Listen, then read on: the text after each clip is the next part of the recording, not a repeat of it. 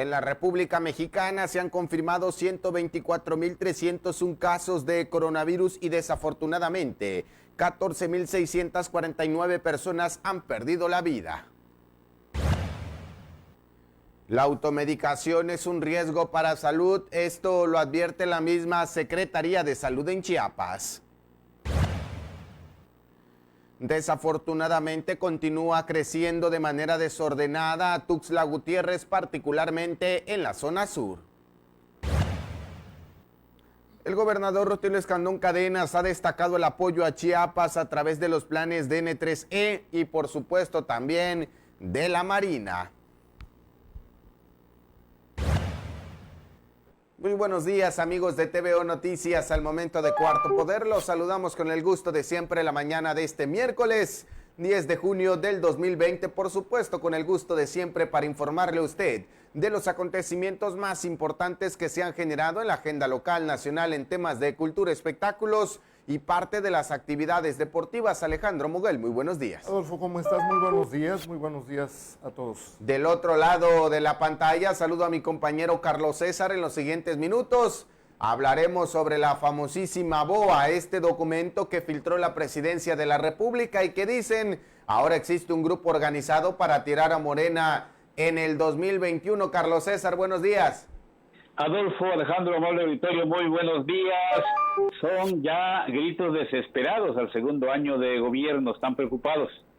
Más adelante vamos a regresar con este tema. Vamos de lleno entonces con la información que obedece al coronavirus en el plano nacional. Los datos más importantes que usted debe de saber del 28 de febrero al 9 de junio de este año es que se han confirmado en México 124.301 personas con coronavirus y de este número, 18.904 son confirmados activos, es decir, que se contagiaron en los últimos 14 días y que por lo tanto aún pueden contagiar a más personas. En la República Mexicana tenemos 50.677 casos sospechosos de coronavirus, 182.077 personas para ser precisos, han dado negativo a la prueba y desafortunadamente 14.649 han perdido la vida.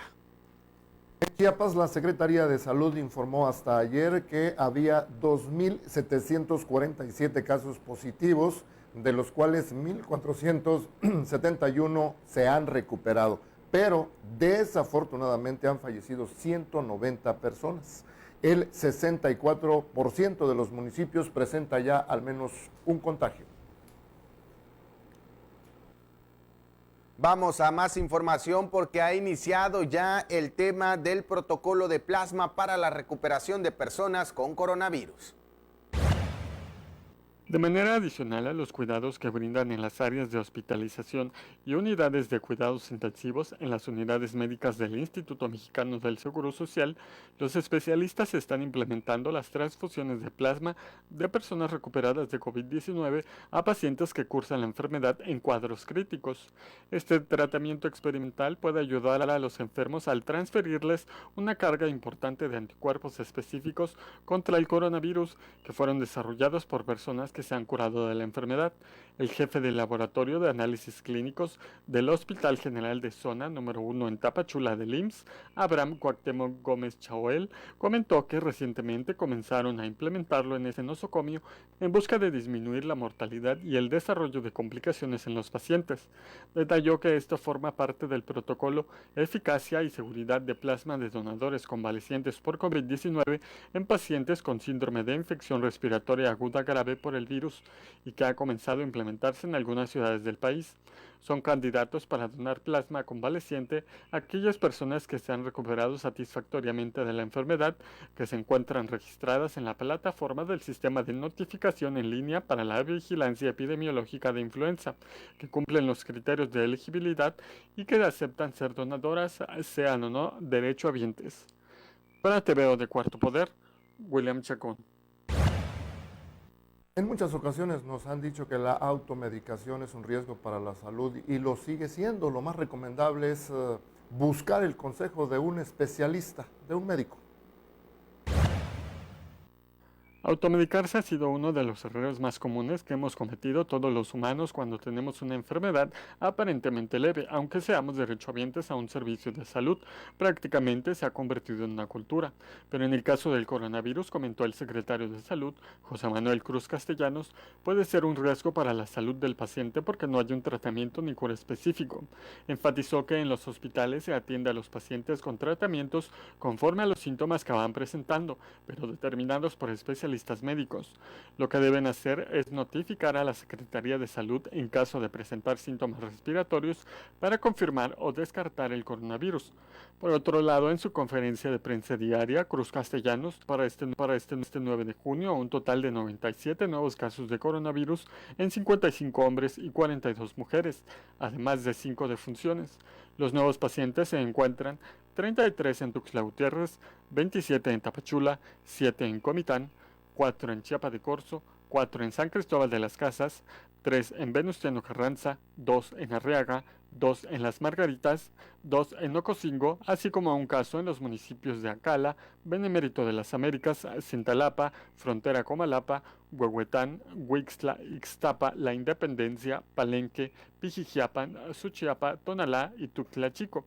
Para este día se registraron también las 5 defunciones de una mujer de 61 años de edad de Bochil, un hombre de 55 años de Ocoso Cuautla, una mujer de 39 años de Tuxtla Gutiérrez, una mujer de 57 años también de la capital y una mujer de 62 años de Tuxtla Chico. Con estos números suman hasta ahora 2.747 casos acumulados, de los cuales van 1.471 altas, 797 ambulatorios, 135 están hospitalizados estables, 101 graves, 53 intubados y suman 190 defunciones. Para TVO de Cuarto Poder, William Chacón. Y bueno, lamentablemente en el estado de Chiapas algunos fármacos han subido sus precios. En Chiapas, la ivermectina y acitromicina son medicamentos usados para el tratamiento del COVID-19, los cuales han sido empleados originalmente para el tratamiento de enfermedades respiratorias y parásitos. Sin embargo, ha mostrado efectividad para combatir el virus SARS-CoV-2. En este sentido, las farmacias han incrementado sus costos ante la amplia demanda que presenta actualmente, lo que significa también un duro golpe a la economía de las personas y de los chiapanecos que están enfrentando padecimientos respiratorios. James Gómez Montes, epidemiólogo chiapaneco, dio a conocer que de acuerdo a su experiencia se ha experimentado diferentes esquemas de tratamiento y finalmente los medicamentos se rigen por la oferta y la demanda, y esto ha hecho que algunos medicamentos suban sus costos. Asimismo agregó que la aspirina, paracetamol, ibuprofeno, acitromicina, ivermectina, claritromicina, naproxen son algunos de los medicamentos que se utilizan en el manejo de pacientes con COVID-19, dependiendo de cada uno de ellos, y es que explicó que no pueden aplicar el mismo tratamiento a un paciente COVID con diabetes que a un paciente COVID-19, embarazada o hipertensos. Todo ello ha derivado también que estos medicamentos actualmente se encuentran escasos y con altos costos debido al gran número de contagios que han ocurrido en la entidad. Para TVO Noticias de Cuarto Poder, Rodolfo Flores.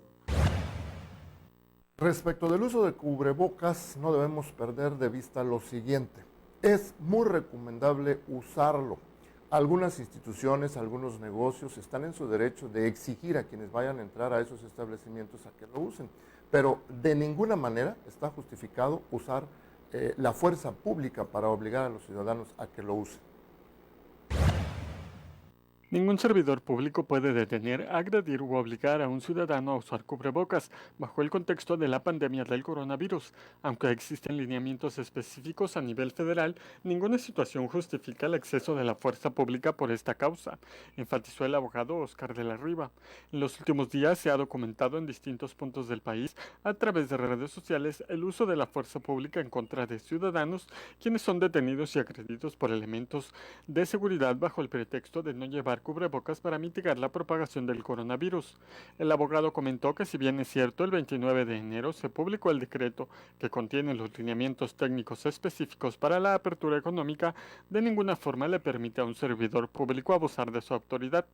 Detalló que un ciudadano sí está obligado a acatar todas las medidas sanitarias necesarias que estén decretadas bajo el contexto de la pandemia, con base a lo que establece el artículo 147 y 148 de la Ley General de Salud, pero eso no autoriza a ningún policía a golpear y maltratar a las personas.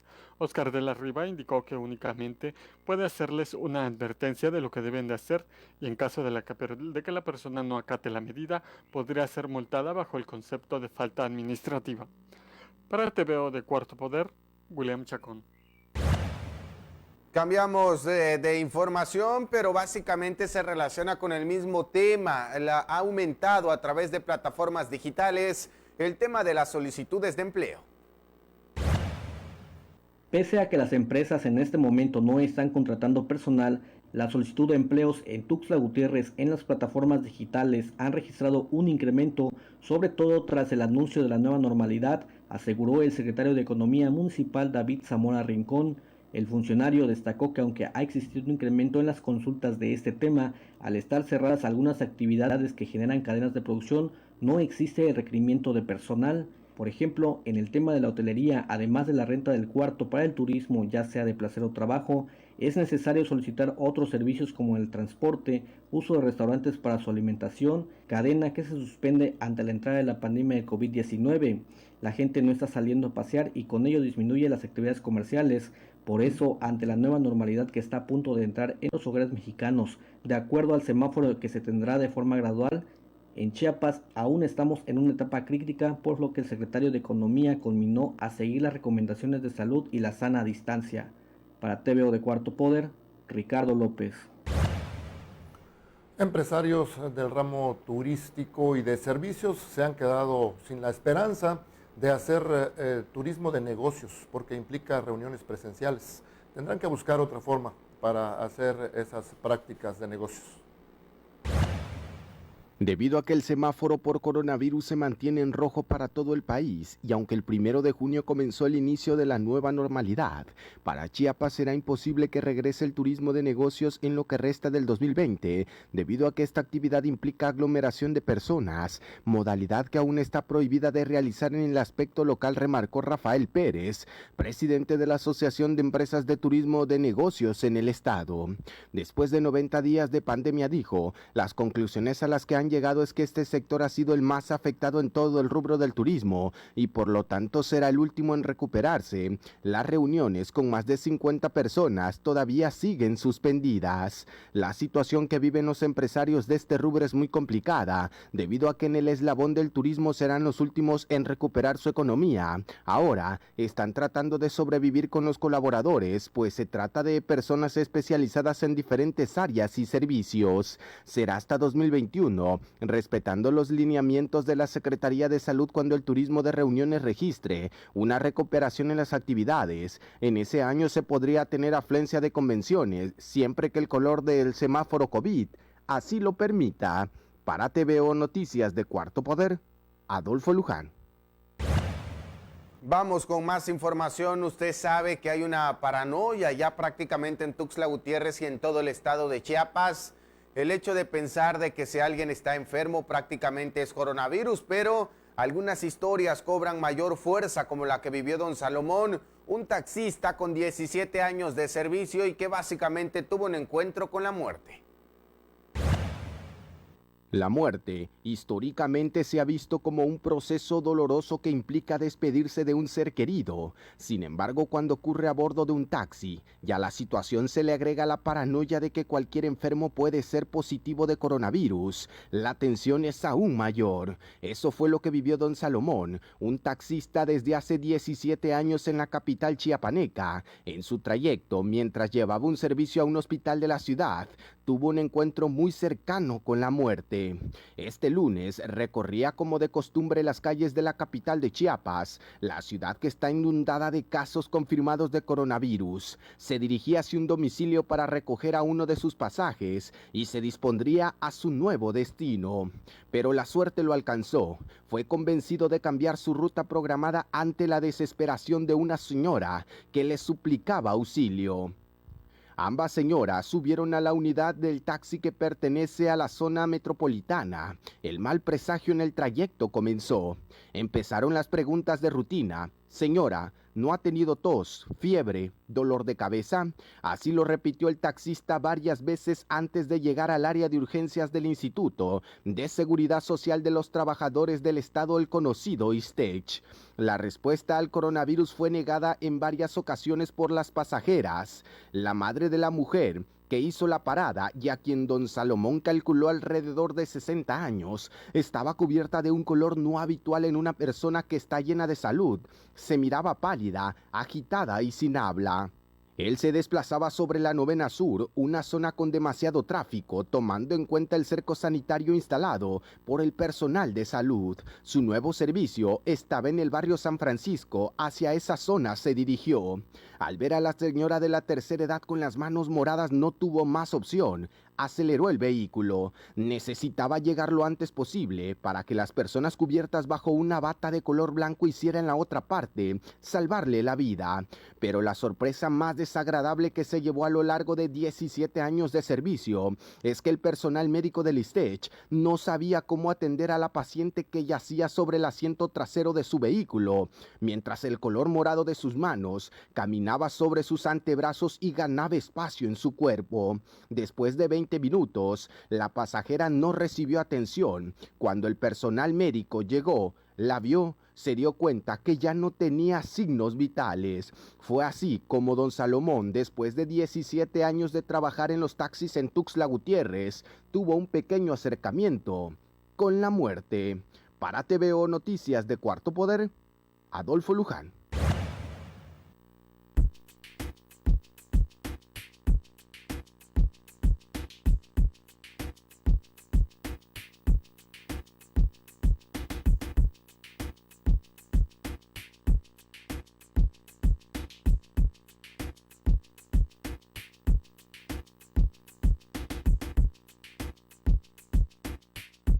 Vamos de nueva cuenta a saludar a mi compañero Carlos César para hablar pues de este tema bastante interesante y por supuesto polémico que tiene que ver con este grupo opositor que está denunciando el presidente de la República y un nombre bastante atractivo, me recuerda mucho a una canción, Carlos César. Ahora se llama este grupo táctico denominado BOA, que dicen que busca derrocar a Morena. Buenos días. Buenos días, Adolfo, Alejandro, amable auditorio. La BOA, interpretada hace muchos años ya por la Sonora Santanera. Y efectivamente, como bien dice el presidente Andrés Manuel López Obrador, presentó ayer en la mañanera un supuesto documento confidencial que detalla un plan en su contra y de su partido Morena. Primero dice que es un documento confidencial, desde el momento que ya lo hace público ya no es confidencial. Luego dice que no sabe si este documento es verídico o es falso, entonces ¿por qué lo publicas? Y tercero, dice que se lo llegaron a dejar como todos los días la gente le lleva documentos a la presidencia de la República. Se supone que la presidencia de la República tiene los mejores hackers de México y tiene al CISEN, aunque ya desapareció el nombre, siguen todavía los empleados haciendo sus actividades de espionaje y de investigación política y social en el país. Instituciones políticos, empresarios y periodistas rechazaron pertenecer a este bloque opositor amplio, BOA, por sus siglas. El documento detalla una estrategia electoral de la oposición para quitarle a Morena la mayoría en la Cámara de Diputados en el 2021 y sacar a López Obrador de la presidencia de la República en el 2022 a través de la revocación de mandatos. Y cuando las oposiciones no se han unido para tratar de quitarle el poder al partido, en el poder, válgase la redundancia, y esto de la revocación del mandato, el propio presidente de la República se puso sobre el cuello al meterlo dentro de la Constitución Política de Estados Unidos mexicanos. Entonces no se está haciendo nada mal, digamos, en su contra. Simple y sencillamente las oposiciones tienen derecho a unificarse, si así lo prefieren, para buscar los mejores espacios en el 2021, tratar de quitarle la Cámara de Diputados al presidente de la República y dejarlo de alguna manera manco. Los supuestos promotores y actores del bloque, refiere el documento, son empresarios y asociaciones civiles, el Consejo Coordinador Empresarial, Coparmex, Grupo Monterrey, FENSA, el Consejo Nacional Ciudadano, así como los expresidentes Vicente Fox y Felipe Calderón, además de legisladores de oposición, diputados, senadores, gobernadores, grupo de consejeros del INE y magistrados del Tribunal Electoral del Poder Judicial de la Federación, dirigencias nacionales del PRI, PAN, Movimiento Ciudadano y PRD, y México Libre, un partido en proceso de registro.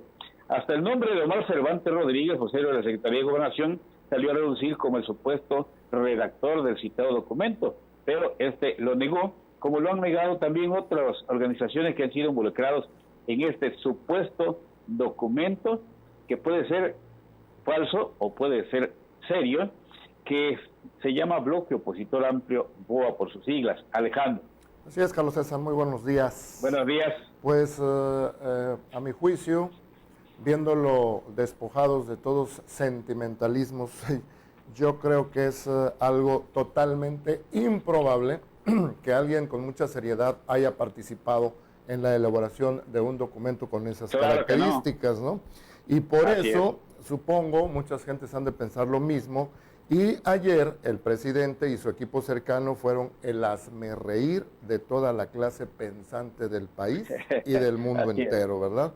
Pues, como decía yo, por lo inviable e inverosímil de ese supuesto BOA, ¿no? ¿Por qué? Pues porque es un panfleto, es un anónimo, no tiene ninguna fuente seria, como si dijéramos los organismos de inteligencia del gobierno federal pues lo encontraron en tal lado, o lo declaró alguien, ¿no?, de ese grupo, que tuviera pues una fuente más confiable, ¿no? Esa es una de las razones por las que yo creo es inviable. Por la forma en que fue obtenido. Dice, no saben quién lo trajo, no sabemos quién lo elaboró, cómo pudo haber sido, ¿no? Voy a citar un ejemplo. En algún momento yo quise hacer un favor aquí en Tuxtla y llevar un documento a una dependencia del gobierno federal de unos grupos campesinos de la zona costa que estaban pidiendo la gestión de la solución a un problema. Pero no me di cuenta que el documento no tenía destinatario y por esa misma razón, o por esa simple razón, no me recibieron el documento, ¿no? En una dependencia aquí de Chiapas, pues allá en Presidencia de la República, si llevan un documento, por ejemplo, a las ventanillas de trámites, me imagino que han de hacer lo mismo, o pues lo pudieron haber dejado el documento ahí tirado en las puertas de Palacio Nacional, o se lo entregaron a alguien de mano. Pues no se le debe dar ninguna seriedad. Y finalmente, ¿por qué creo que es inverosímil? Por quienes supuestamente integran ese bloque, ¿no? Absolutamente todos. Si alguien lee la lista de quienes supuestamente integran o quieren integrar ese bloque opositor amplio, absolutamente todos han expresado que no están de acuerdo con las políticas de la 4T o son opositores políticos, como Vicente Fox y Felipe Calderón, periodistas y medios de comunicación, y eso pues a mí me hace suponer que es un documento inventado. Y de ahí pues vinieron todo tipo de burlas, ¿verdad? Una de ellas me llamó la atención porque elaboraron un meme por ahí en donde dicen Benito Juárez, al que el presidente menciona mucho. Benito Juárez enfrentó a Francia, a Bélgica, a Austria, al imperio de Maximiliano, y salió airoso, y el presidente y su equipo pues están enfrentando pues a Denise Dresser, a Broso, mencionan a Broso en ese documento, ¿no? A Thalía. Sí, se ha enfrentado a las denuncias que ha hecho Thalía, el Chicharito, jugador de fútbol, algo que tampoco, sí, algo que tampoco pues es correcto, porque un presidente no debería subajarse a entrar a discusiones de ese tipo, ¿verdad? Pero volviendo al asunto, yo creo que están amarrándose el dedo antes de que se lo hayan lastimado.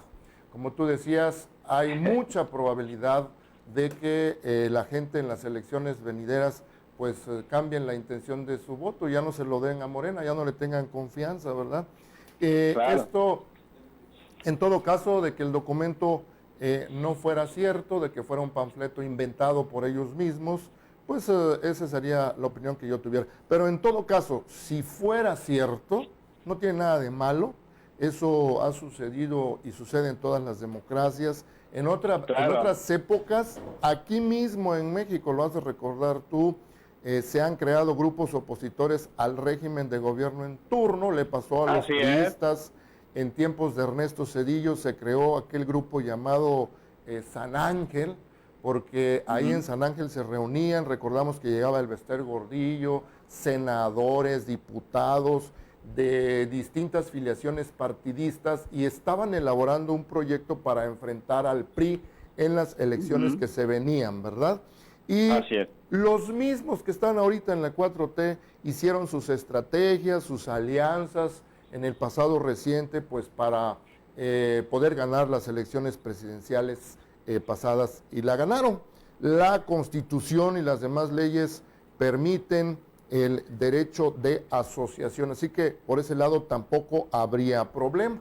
Ahora, ¿qué querrá el presidente y los demás miembros de la 4T? ¿Que sus opositores se queden con los brazos cruzados? Pues ahí sí no hay nada que decir en ese sentido, ¿no? Así es. Bueno, Alejandro, Carlos César, yo considero que, digamos, la situación preocupante es en el contexto en el que se da este documento. Inviable, a mí me parece que no tan inviable ni tan inverosímil, sí la manera en que se da el documento, ¿no? Hasta la tipografía parece un guión de película de acción, como decía Alejandro, pues el tema de la oposición, por lo menos en esta administración, ha sido abiertamente criticada por el propio presidente de la República. Cada grupo opositor tiene su estrategia para buscar apoyar o, en su caso, debilitar a la administración en turno. Esto ha venido ocurriendo desde hace muchísimos años, desde los mismos años, desde los 70 años que gobernó el PRI, la República Mexicana, desde los 12 años que Acción Nacional estuvo al frente del gobierno. Por eso a mí como tal no me parece tan alejado de la realidad. Sí, por supuesto, el documento y que vaya plasmado tan explícitamente los nombres, pero además si analizamos el documento hay algo bastante interesante, porque en los primeros puntos, si lo vemos, incluso como que en el documento le avientan bastante flor, ¿no?, a la administración federal. En el sentido de decir, pues, que a un año de las elecciones federales y locales, el presidente todavía tiene una aceptación por arriba del 50%. Esto puede impactar en el imaginario colectivo, recordando que hay ya en nuestro país la posibilidad de revocación de mandato, y con ese punto arranca el documento. Es bastante interesante ese aspecto. Y el segundo, que también es de echarse flores, de decir que el gobierno ha logrado mitigar el impacto económico de la crisis sanitaria a consecuencia del coronavirus. Dos puntos bastante interesantes y que también valdría la pena analizar. El tema es preocupante, por supuesto, porque ya la oposición, en este caso el INE o los consejeros del INE, hicieron su parte en responder y decir que se trataba de una información completamente falsa, que ninguno de los consejeros o consejeras forma parte del grupo alguno que tenga el objetivo de cumplir los propósitos anunciados por el vocero de la presidencia de la República. ¿Y por qué cito en este caso al INE? Porque, bueno, emitieron un pronunciamiento y recordemos que en este año fue un organismo bastante golpeado en la parte de recorte presupuestal por arriba de 1,000 millones de pesos. Yo pienso, de alguna manera, están calentando también ya los ánimos para las próximas elecciones de 2021, que para Morena van a ser cruciales, porque no solamente quieren mantenerse en el poder 6 años, han acaparado, o por lo menos en las últimas elecciones así lo hicieron, la mayoría de los puestos más importantes dentro del rubro de la política, y estar en esos puestos significa, Carlos César, tú sabes, pues un tema completamente de poder para hacer y deshacer de lo que se quiera en el aspecto legislativo, que son básicamente las leyes que rigen este país. Y si no, veamos el ejemplo en el estado de Chiapas, cómo está el Congreso local y cómo está la parte del Poder Ejecutivo. Básicamente el poder en turno es Morena. Nadie va a querer soltar ese hueso. 70 años lo tuvo el PRI, 12 años lo tuvo el PAN, y vamos a ver cuántos años logra Morena tener el control de nuestro país a través de sus diferentes legisladores desde el ámbito municipal, porque básicamente la política ahí se construye, en el ámbito municipal. Así que hay que agotar, Carlos César, todas las estrategias que sean necesarias para ganar espacio, para ganar tiempo y para ganar más fanáticos a un movimiento. Así es, Adolfo, Alejandro, amable auditorio. Un mes antes aproximadamente de las elecciones pasadas, platicaba yo con Pío López Obrador y me platicaba de algunas estrategias si no ganaba Morena la presidencia de la República. Y me decía, también desde las cámaras se puede gobernar al país.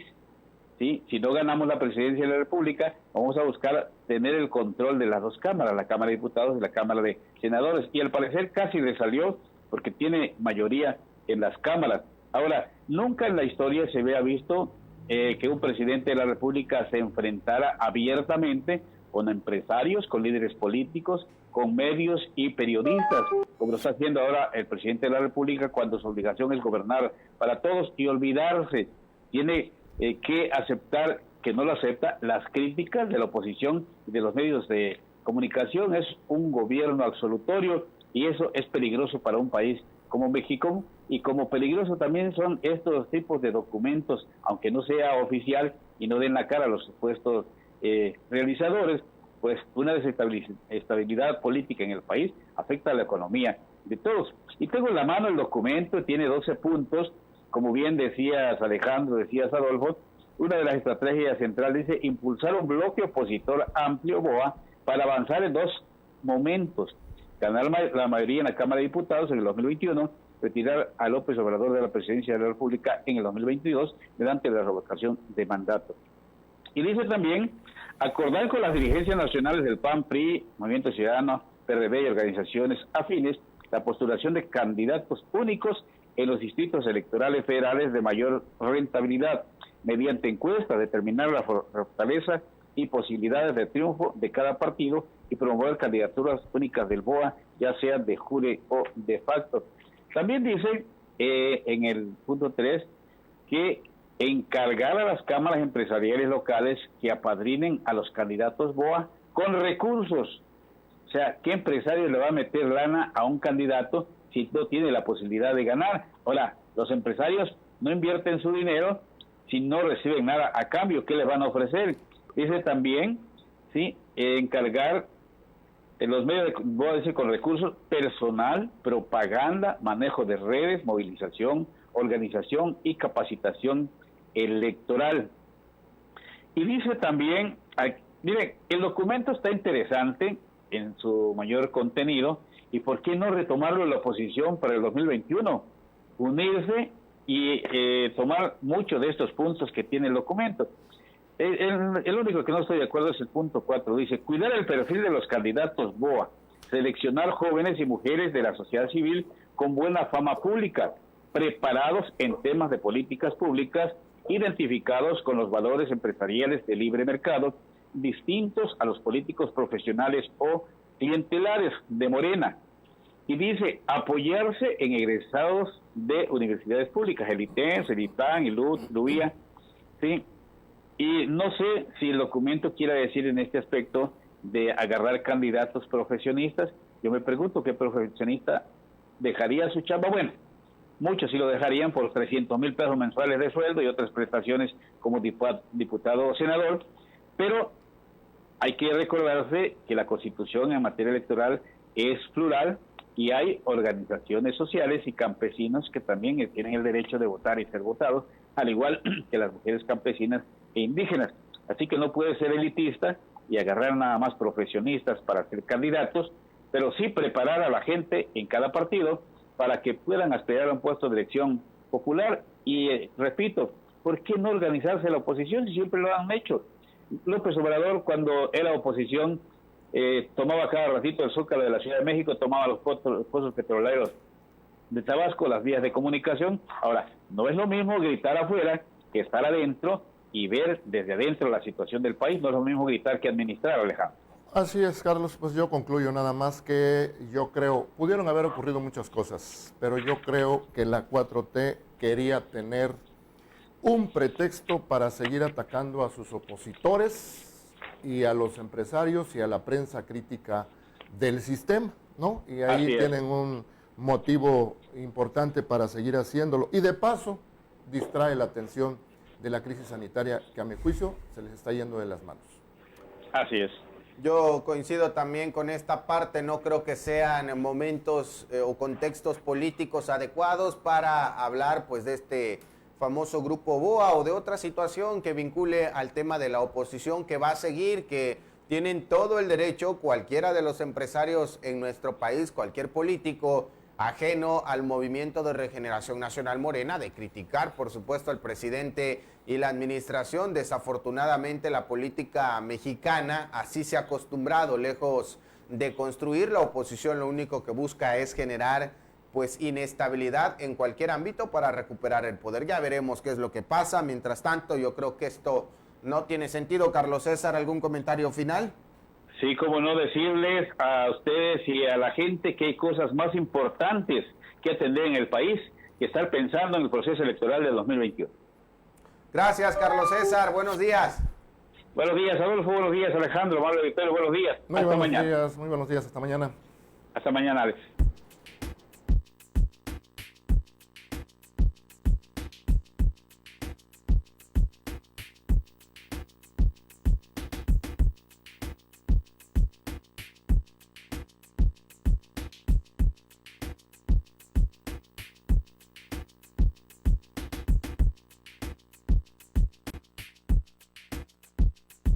Vamos a otras cosas. El gobernador Rutilio Escandón destacó el apoyo que está prestando la Secretaría de la Defensa Nacional y la Secretaría de Marina a la sociedad chiapaneca.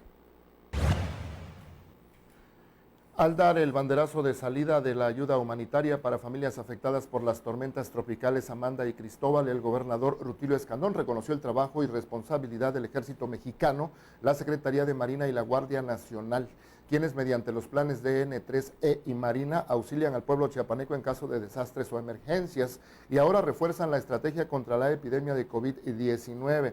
Destacó al personal de Protección Civil del Estado y los municipios por su eficiente labor, así como a los comités de prevención y participación ciudadana que se suman a estas tareas, al tiempo de subrayar que es necesario mantener las medidas de prevención e informar a la gente, sobre todo a la más vulnerable, con el fin de que evite estar en lugares de riesgo. Escandón Cadenas apuntó que a pesar de que la lluvia tuvo una duración de 8 días, afortunadamente no se perdieron vidas humanas ni hubo personas lesionadas y confió en que estos insumos llegarán a su destino a través de la encomienda que hizo desde el inicio de la temporada a las y los servidores públicos de socorrer a las comunidades damnificadas.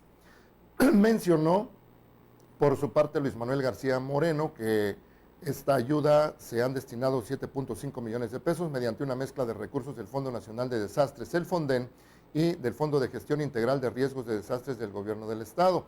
Mencionó que gracias a la coordinación entre los 3 órdenes de gobierno y la colaboración de la ciudadanía se ha brindado oportunamente alimentación y cobijo a la población afectada, todo bajo las medidas preventivas ante la pandemia por el COVID-19. Y bueno, desafortunadamente hay algunas comunidades de Chiapas que todavía están incomunicadas. Usted sabe las consecuencias que dejó la tormenta tropical Cristóbal. Le comparto la siguiente información de Ramiro López desde el municipio de Pichucalco, y es que habitantes de al menos 4 comunidades permanecen incomunicadas debido a la falta de atención de las autoridades municipales a los daños ocasionados por la tormenta Cristóbal, pues cientos de familias permanecen aisladas del resto de la población en espera de la reparación del puente sobre el río Platanar que comunica a las comunidades afectadas con el resto de la población. Los inconformes hicieron llamado al titular del Poder Ejecutivo para que su petición de arreglo del puente sobre el río Platanar sea atendido por autoridades municipales. Pobladores de las comunidades afectadas por el temporal, que dañó cultivos, pastizales y caminos, señalaron que a 8 días de haberse presentado la tormenta, todavía el alcalde Moisés Aguilar Torres no ha brindado atención para restablecer la comunicación. Están denunciando que están creciendo los asentamientos irregulares en el lado sur de Tuxtla Gutiérrez.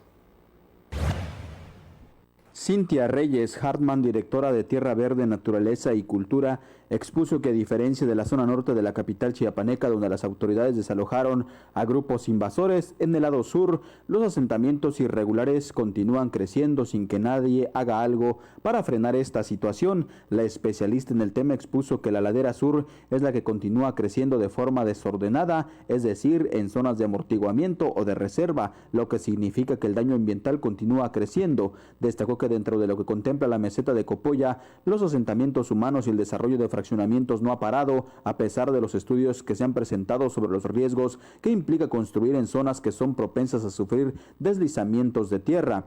Comentó además que hasta el momento no existe una intervención significativa, y muestra de ello es que en Real del Bosque meses atrás particulares comenzaron a incendiar esta parte de la ciudad para ocuparlas de manera legal o ilegal, como ha ocurrido con frecuencia. Precisó que la meseta abarca los municipios de Chiapa de Corzo y Suchiapa. Sin embargo, otro tema que ha sido un tanto controversial es la última actualización de la carta urbana de la capital chiapaneca, ya que algunas partes las dejaron como zonas habitacionales verdes en lugar de que siguieran como de reserva ecológica como anteriormente estaban establecidas. Para TVO Noticias de Cuarto Poder, Rodolfo Flores. Vamos con más información. Usted sabe que básicamente muchas de las calles de Tuxtla Gutiérrez pues se encuentran en condiciones poco óptimas para pues ofrecer bienestar a la población. Las autoridades están asegurando que ahora van con la pavimentación mixta. Ante la problemática de las calles deterioradas en Tuxtla Gutiérrez, las autoridades municipales están apostando al sistema de construcción de vías a partir de la pavimentación mixta, que consta de huellas de concreto y zampeado de piedra. Dentro del contexto del calentamiento global, el titular de la Secretaría de Obras Públicas, Jorge Humberto Gómez Reyes, destacó que la piedra ayuda mucho al tener una mayor capacidad de filtración, sobre todo en zonas que son proclives a inundaciones. Asimismo, expresó que no es lo mismo estar parado en una calle con piedras a una de concreto que está fabricado con cemento y agua, combinación que facilita una reacción química que produce calor. El funcionario del gobierno municipal expuso que prácticamente este método lo vienen aplicando desde el año pasado, y aunque por un lado bajan los costos al tener material propio de la región, aumenta el de la mano de obra, ya que la colocación de la piedra es de manera artesanal y un poco más complicada para la construcción de calles. Sin embargo, la ventaja que se desarrolla es la creación del circulante. Para TVO de Cuarto Poder, Ricardo López. Pues los trámites que deban hacerse ante el Consejo de la Judicatura Federal, que antes eran presenciales, tendrán que hacerse en línea.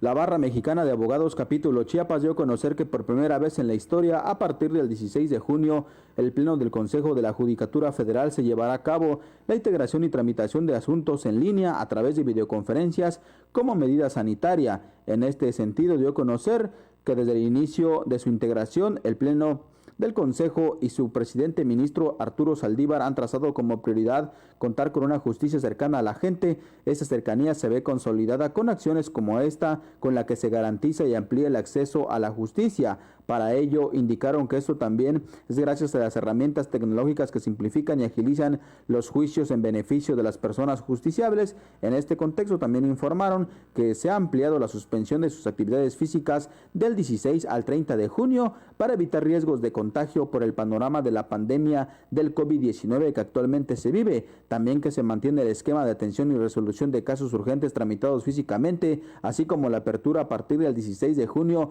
la posibilidad de presentar todo tipo de escritos iniciales, solicitud de demandas, incidentes, promociones y recursos desde el portal de servicios en línea.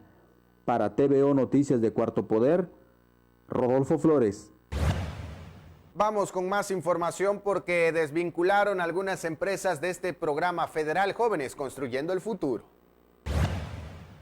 Hasta hace 2 semanas en Chiapas fueron desvinculadas más de 2,000 empresas o centros de capacitación que se inscribieron al programa federal Jóvenes Construyendo el Futuro. Aunque el 90% de los becarios se encuentran realizando sus actividades desde casa, las autoridades tienen en la mira a las empresas que han sido denunciadas por pedir moches u otra irregularidad encontrada hasta antes de la pandemia. Llevan un proceso, pero de mientras pueden ser desvinculadas o suspendidas del programa por incurrir en delito de peculado, que es el desvío de un recurso federal a fines personales, comentó al respecto el enlace de la Delegación de Programas Integrales de Chiapas de este programa federal, Francisco Martínez García. Básicamente esta acción es quitarle el dinero al gobierno, por lo que la pena o sanción involucra pisar la cárcel, pero es un proceso meticuloso ya que existen temas delicados. Sin embargo, las autoridades del rubro han expuesto que no pueden sancionar hasta que existan los elementos jurídicos, pero sí se desvinculan. El año pasado en Chiapas fueron desvinculadas casi 2.000 centros de capacitación de 12.000 que estaban inscritos en el programa. Al día de hoy son 9.000 las empresas que están inscritas. Para TVO de Cuarto Poder, Ricardo López. Nos están reportando que cada vez hay más denuncias de agresiones contra mujeres. De acuerdo con los datos que comparte la plataforma alerta de género chiapas.org.mx, en los primeros 5 meses de este 2020 en Chiapas se han confirmado 2.581 carpetas de investigación por 16 delitos que se relacionan con agresiones a las mujeres. En ese sentido, en el documento que puede consultarse de manera gratuita, se detalla que es la violencia familiar el delito que más incidencia reporta, al contabilizarse 1.947 casos en este año, pues en todo el 2019 se confirmaron 2.738 agresiones en todos los delitos analizados. Es importante señalar que entre Tuxtla Gutiérrez y Tapachula, las dos ciudades más importantes de Chiapas, se concentra el 60% de todas las agresiones a las mujeres. El restante, el 40%, se divide en los municipios de Comitán, Villaflores, Chiapa de Corzo, Tonalá, Pijijiapan, Mapastepec y Tuxtla Chico. Para TVO Noticias de Cuarto Poder, Adolfo Luján. Bueno, ya están algunos detenidos por los disturbios que se generaron hace unas semanas allá en Venustiano Carranza. Le comparto rápidamente esta información y es que durante su intervención en la mesa de seguridad que coordina el titular del Poder Ejecutivo, el fiscal Jorge Luis Llave Abarca informó que en las últimas horas los elementos de la dependencia a su cargo detuvieron a 3 personas del sexo masculino responsables de los hechos violentos ocurridos el pasado 28 de mayo en el municipio de Venustiano Carranza. El responsable de la Procuración de Justicia en Chiapas dio a conocer que derivado de la carpeta de investigación dentro de la causa penal correspondiente, se llevó a cabo una orden de aprehensión en contra de Humberto N., José Luis y Luis Enrique N. por los delitos de robo con violencia agravado, daños, atentado contra la paz y la integridad corporal, así como patrimonial de la colectividad y el Estado, y ya se tienen plenamente identificadas a otras 20 personas más. Elementos de la Fiscalía General de la República decomisaron más de 600 kilos de cocaína en territorio chiapaneco. La Fiscalía General de la República, en su delegación de Chiapas, inició carpeta de investigación por el delito contra la salud previsto y sancionado por el Código Penal Federal luego de asegurar a un hombre y aproximadamente 647 kilos de cocaína. De acuerdo con el informe policial homologado a través de una denuncia anónima, elementos de la Policía Federal Ministerial adscritos a la subsede en Tapachula fueron alertados sobre el transporte del narcótico en un tractocamión. Los efectivos se trasladaron a la garita de la aduana del Servicio de Administración Tributaria que se ubica en el municipio de Huixtla, en donde observaron el camión descrito en la denuncia y le marcaron el alto. Los elementos de la Policía Federal Ministerial tuvieron a la vista a la persona descrita y se le hizo del conocimiento que había una denuncia en su contra, por lo que llevaron a cabo una revisión y encontraron en la caja del tractocamión 13 costales de rafia que contenía cada uno de ellos unos paquetes de forma rectangular, confeccionados con cinta canela. Al checar el contenido de esos paquetes, encontraron en su interior un polvo blanco, con las características de la cocaína que arrojó un total de 647 paquetes, con un peso aproximado de 647 kilos. Por eso, los agentes detuvieron a Indalecio, el chofer del tractocamión. El imputado y el narcótico fueron puestos a disposición de la Fiscalía General de la República, quien continúa con las investigaciones.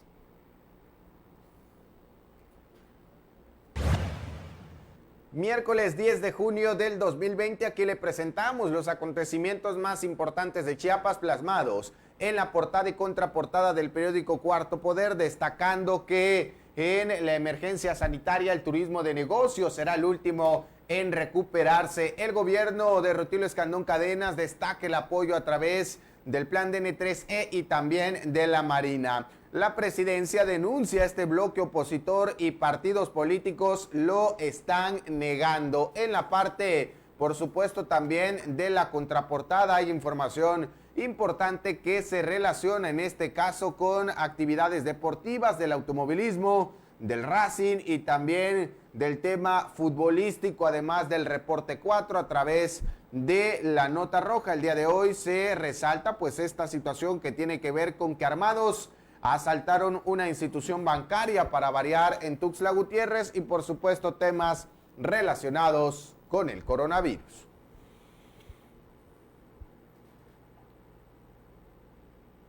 Ahora vamos rápidamente a la información de la cultura y los espectáculos. En su página oficial, el Consejo Estatal para las Culturas y las Artes de Chiapas, Coneculta, a través de la Dirección de Publicaciones, dio a conocer los resultados de la convocatoria Reina Roja para publicación de obras 2020. Son alrededor de 16 títulos seleccionados que estarán integrando a la colección del Consejo, entre ellas 3 novelas, 7 poemarios, 4 cuentos, 2 de ellos dirigidos a los niños, un libro de ensayos y uno de teatro. En el rubro de coediciones y premios estarán pasando imprenta las obras ganadoras de los siguientes certámenes: Premio Nacional de Cuento Corto Heraclio Cepeda, Premio Internacional de Poesía Jaime Sabines, Premio Nacional de Poesía Rodolfo Figueroa y Premio Internacional de Novela Breve Rosario Castellanos, todos en su edición 2019. En ese sentido, informaron que también se estará imprimiendo el libro Disciplinar Cuerpos, Normalizar Ciudadanos, ensayo sobre la deportivización de Chiapas tras la Revolución Mexicana de Miguel Lisbona Guillén y En mi mente nunca hay silencio de Diego Moreno. En entrevista con Tania Hernández Dávalos, directora de publicaciones del Coneculta, expuso que el proceso de la creación de los libros es de las pocas actividades que detuvo el coronavirus. La servidora pública refirió que continuaron con el proceso de maquetar libros, ya que la convocatoria La Reina Rojas, que cerró el pasado 28 de febrero y que invitaba a los escritores a postular su obra para que fuera impresa por el Coneculta, recibió un total de 40 propuestas, de las cuales se eligieron 16 obras. Para TV de Cuarto Poder informó Darwin Mendoza. La madrugada de este martes se dio a conocer el fallecimiento de Pau Donés, fundador de Jarabe de Palo, a causa del cáncer de colon que padecía desde agosto del 2015. A través de un comunicado, la familia Donés Cirera informó la noticia en las redes sociales del artista. Compañeros del gremio y amigos han comenzado a externar el pésame por la partida del cantante de 53 años, que hasta hace un par de meses se había mantenido activo haciendo música, incluso anunció su regreso con el tema Vuelvo. Fue una larga batalla la que enfrentó el cantante, una batalla que se reflejó en canciones como Humo. En 2017, durante su participación en el Festival Pal Norte, habló de esa batalla. Todos sabéis que tengo cáncer. Os me habéis visto todos en el escenario. La conclusión es fácil. Con cáncer también se puede. Yo, un poco con la enfermedad y con lo que ha sucedido en estos últimos años, con la canción Humo, he tenido que expresar un momento determinado que sucedió en estos años, pero también he querido usar mi imagen pública para desestigmatizar esta enfermedad y normalizarla, expresó el cantante. Para TV de Cuarto Poder informó Darwin Mendoza. Echamos un vistazo a los deportes. Tras ser sede de competencias que van desde los arrancones, autos tipo fórmula, camionetas y motos, el Superóvalo Chiapas bien podría convertirse en sede para uno de los formatos del deporte motor más populares en México, los go-karts. Así lo consideró Dinora Hernández, directora de Coordinación y Desarrollo de la Federación Mexicana de Automovilismo Deportivo, en entrevista realizada para las redes sociales del mismo inmueble. La encargada de la Comisión Nacional de Pistas de la FEMADAC destacó que los go-karts han tenido un auge grande en México en los últimos años y se han abierto pistas de excelente calidad, por lo que en un futuro serían una buena opción a incorporar como categoría de desarrollo. Actualmente, dijo, la FEDEMAC está regulando cerca de 20 campeonatos oficiales en diferentes partes de México. En este sentido, opinó que el Superóvalo Chiapas tiene las condiciones para el karting, no solo por el óvalo y pista interior, sino también por la gran extensión del área de estacionamiento donde se puede adaptar un circuito. Vale la pena destacar que el karting es también una categoría de inducción para niños y jóvenes al deporte motor, de la cual han salido muchos de los grandes campeones internacionales, como el actual monarca de la Fórmula 1, Lewis Hamilton, por citar solo un ejemplo. Para TVO Deportes de Cuarto Poder, Jesús Ortega. Los rebases, despistes, adrenalina y velocidad fueron los principales ingredientes de la sexta fecha del Campeonato Trucks Virtual México Series presentado por Moncar, que tuvo como escenario la pista iRacing del Canadian Tire Motorsport Park, donde Diego Montaño se llevó la bandera a cuadros, mientras que el chiapaneco Rubén Robelo figuró en la sexta posición. En esta ocasión la carrera se desarrolló en un complejo y desafiante circuito de 2.4 millas, donde Diego Montaño fue el primero en completar las 38 vueltas pactadas, seguido en segunda posición por Víctor Barrales, mientras que completó el podium en tercer lugar el piloto Raúl Pérez Gama. Por su parte, el piloto de sangre chiapaneca Rubén Robelo tuvo una destacada participación tras clasificar séptimo en la arrancada, mientras que el otro chiapaneco Juan Antonio Reyes tuvo una desafortunada sexta fecha, pues si bien había calificado en el sitio 16 de 38 pilotos contendientes, desde las primeras vueltas padeció con los choques y despistes, cerrando en la posición número 33. El próximo 15 de junio se llevará a cabo el séptimo Monday Night de Trucks Virtual México Series, el cual tendrá como escenario la pista de Las Vegas. Para TV Deportes de Cuarto Poder, Jesús Ortega. Listo para poner en su mejor nivel físico-atlético a las futbolistas del Club Pachuca de la Liga MX Femenil, el preparador físico chiapaneco Ernesto de la Rosa Montesinos cuenta las horas para un nuevo torneo con el prestigiado club hidalguense. Pero antes de reportarse a las instalaciones del Pachuca, el entrenador pasa unos días de descanso en su natal Ocosocuautla de Espinosa, Chiapas, desde donde revive gratos momentos de sus 15 años de carrera en el fútbol. Desde la comodidad de su hogar, Ernesto de la Rosa Montesinos comparte para Cuarto Poder sus inicios en el fútbol mexicano, siendo su primer club los Soles de Acolman del Estado de México, equipo de segunda división con derecho a ascenso al que llegó en 2005. Posteriormente regresó a Chiapas para integrarse a las filas de Jaguares, primero con tercera división y posteriormente con la sub-17 y sub-20. Estuvo 6 años con los extintos Jaguares de Chiapas, pero la venta del equipo de su tierra, recuerda, tuvo que salir a buscar suerte fuera, militando con Pioneros de Cancún, Celaya FC de la Liga de Ascenso, Atlético Valladolid de la tercera división de Morelia y Ocelotes de la UNACH. De ahí llegó la invitación a su actual club, Tuzos del Pachuca, donde al principio trabajó para el cuadro de segunda división, pero desde hace 2 años prepara a las jugadoras de la Liga MX Femenil, cuadro que ha sido subcampeón y 3 veces semifinalista en el certamen y con el cual buscará su primer campeonato. Para TV Deportes de Cuarto Poder, Jesús Ortega. Tras la aparición del nuevo equipo de la Liga MX Mazatlán FC, todos los seguidores de Monarcas Morelia y los amantes del fútbol se llevaron una gran sorpresa, y es que las redes del equipo habían borrado todo lo publicado por más de 10 años y posteriormente hicieron un cambio de nombre. Esto no pasó desapercibido y la cuenta del equipo extinto Jaguares de Chiapas aprovechó para generar polémica una vez más. Luego de varios días de estar sin actividad tras un polémico tuit con el que se burlaron de la desaparición de Monarcas Morelia, en esta ocasión el equipo felino regresó, pero para defenderlos, ya que las cuentas de Jaguares no toleraron que Mazatlán también se haya quedado con las redes de Morelia, por lo que lanzaron una publicación mencionando que la palabra arrebato, eslogan del cuadro de Mazatlán, significa quitar algo con violencia, y la violencia no es algo para presumir, según publicaron los felinos. Antes de terminar la noche, Jaguares volvió a aparecer con un meme para mostrar su apoyo al desaparecido Monarcas Morelia, que ya no forma parte de la Liga MX y se une a los más de 5 equipos que han dejado de existir, ya sea por una pérdida de categoría o por un cambio de sede. Informó para TVO Deportes del Cuarto Poder, Daniel Pola. Con los 3 meses de inactividad cumplidos y tras el anuncio del curso presencial terminado, cabe recordar que las competencias de fútbol fueron de las primeras en suspenderse. Por si fuera poco, ahora se sabe que dichos certámenes serán los últimos en restablecerse tras el regreso a la actividad de las escuelas del estado de Chiapas. Las malas noticias siguen llegando para los amantes de los torneos escolares. En esta ocasión, las autoridades informaron que las actividades extracurriculares no podrán llevarse a cabo debido al nuevo sistema que se implementará para evitar aglomerar a los alumnos y así prevenir contagios. Según las autoridades, el regreso a clases sí será el próximo mes de agosto. Sin embargo, se implementarán medidas de precaución, entre las cuales mencionaron que se dividirán en grupos escolares, es decir, no todos los alumnos llegarán los mismos días, sino que se turnarán para así no tenerlos a todos juntos.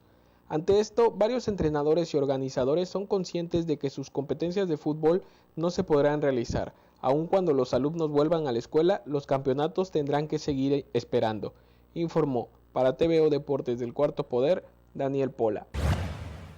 Antes de despedirnos, les cuento rápidamente cómo va a estar la situación climatológica del estado de Chiapas, que aparece hoy en dos colores, azul y verde. Usted los identifica en pantalla, que podrían oscilar con lluvias y acumulados de 50 a 75 milímetros, así como un ambiente caluroso a muy templado. Esto, por supuesto, para los estados de Chiapas, de Tabasco, Oaxaca y también Guerrero. Tome sus precauciones y con eso nosotros llegamos a la conclusión de esta primera emisión de TVO Noticias al momento de Cuarto Poder, agradeciendo como siempre la amabilidad de su atención. Recuerde, a las 2 de la tarde tendremos más información. A nombre de todo el equipo, nuestros compañeros Max Otero en los sistemas informativos, el ingeniero Armando Barrientos en la edición, Alex Orozco, Fanny Guadalupe en la realización, el ingeniero Juan Carlos. Alejandro Moguel, gracias, buenos días. Rodolfo, muy buenos días a todos. Gracias y nos vemos entonces en punto de las 2 de la tarde.